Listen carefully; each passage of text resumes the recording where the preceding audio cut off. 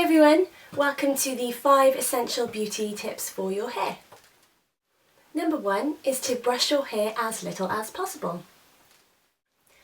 I tend to brush mine every other day unless it desperately needs a brush because I quite like the sort of loose natural look to the hair, but definitely when you are brushing your hair, try to use a wide toothed comb or a flexible bristled brush, because this is going to stop the hair from snagging and causing split ends. Number 2 is to use heat defence.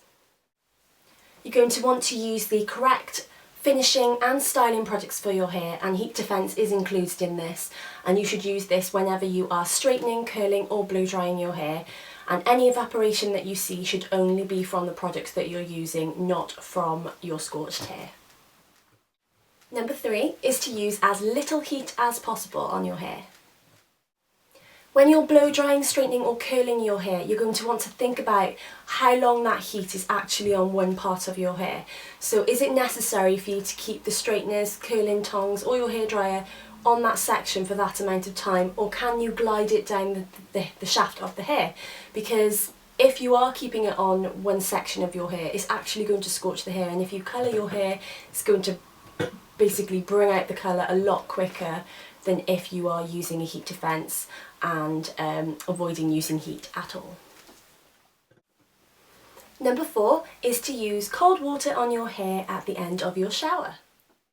Now I know you're probably thinking, why would I want to run cold water on my hair after having a lovely warm shower? But it actually closes the cuticle of your hair, so after you've conditioned your hair, it's going to keep all of that product into your hair, and it's also closing the cuticle down, making your hair a lot more healthier. And number 5 is to have your hair cut regularly.